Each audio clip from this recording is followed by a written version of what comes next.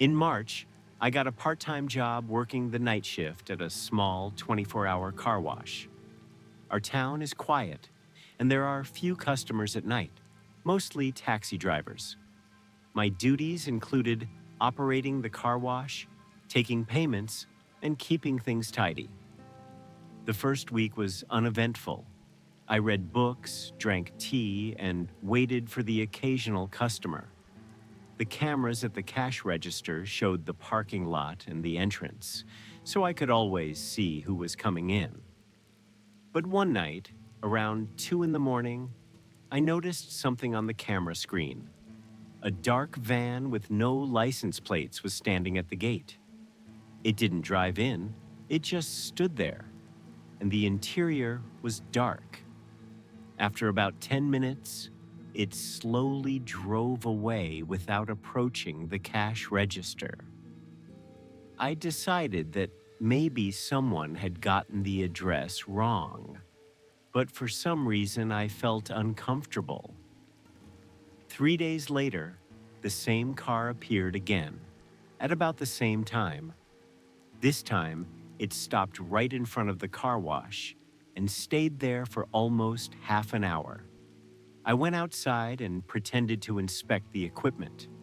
The van slowly drove forward and disappeared around the corner. When I returned to the cash register, I noticed that the camera in the backyard was turned off. I clearly remembered that it was working at the beginning of my shift. I called my boss, and he said, "Maybe the wire came loose. We'll check it in the morning." But that didn't reassure me. The next week, the van showed up again. This time, I called the cops right away. The patrol got there fast, but the car was already gone. The officers told me to write down the exact time and description if it happened again. They said there had been some equipment thefts in the area recently. Around 4 in the morning, I went outside and noticed fresh scratches on the fence behind the car wash, as if someone had climbed over it. There were shoe prints in the dirt. I realized that the van was clearly connected to this, but I had no proof. After the police visit, the van never appeared again. But I began to notice that someone was still around the car wash at night. I heard footsteps, rustling, and sometimes the light of a flashlight behind the fence. I continued to work, but every night I checked all the locks and kept my phone handy. A month later, my boss installed new cameras and motion sensors. Since then, it has been quiet. I never found out what the people in the van wanted, but I'm sure it wasn't just curiosity.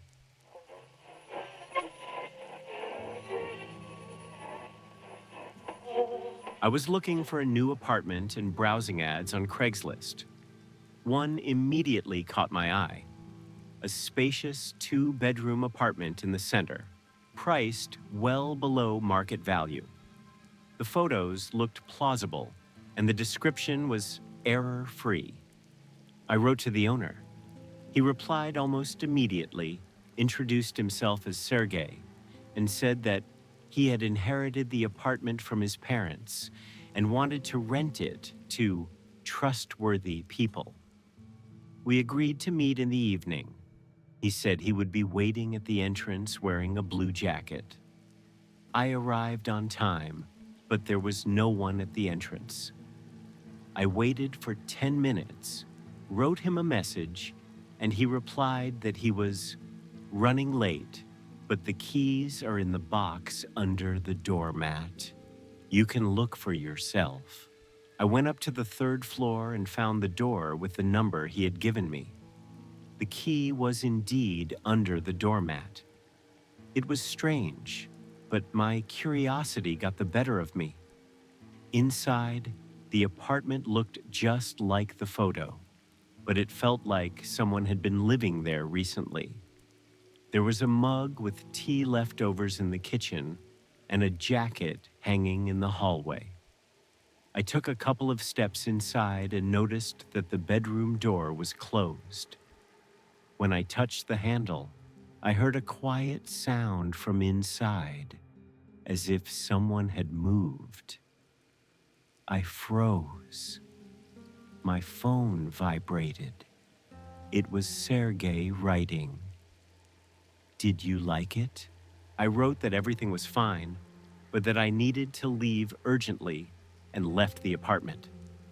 Going down the stairs, I turned around and saw the door I had left open slowly closing from the inside. Outside, I dialed Sergey and asked who was there. He didn't answer, just dropped the call. I figured it might be some kind of scam or attempted robbery, so I called the police. The patrol arrived 20 minutes later, went up to the apartment, but there was no one inside.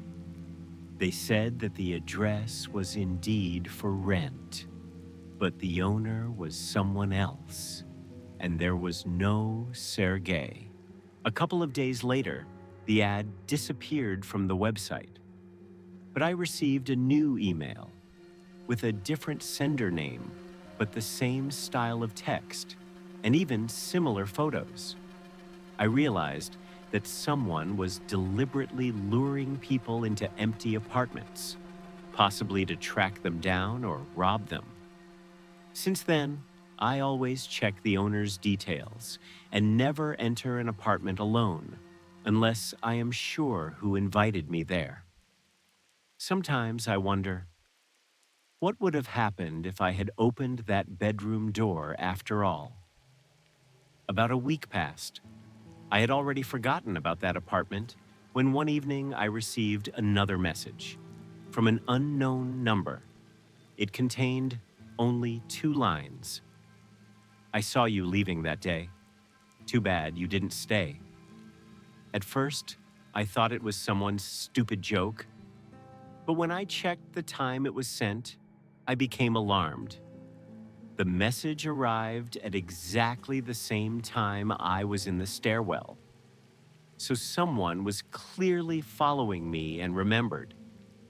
I saved the number, gave it to the police, and asked them to check it, but they replied that the SIM card was registered with fake information. They had no witnesses or cameras that could have captured this person. Since then, I always look around when I walk past unfamiliar building entrances. And every time I see a door ajar, I think about who might have been in that bedroom and why they wanted me to stay. Thank you for watching this video to the end. If you liked these stories, don't forget to subscribe to the channel and like it. This way, you will support the creation of new, realistic, and interesting stories. See you in the next videos, and be careful.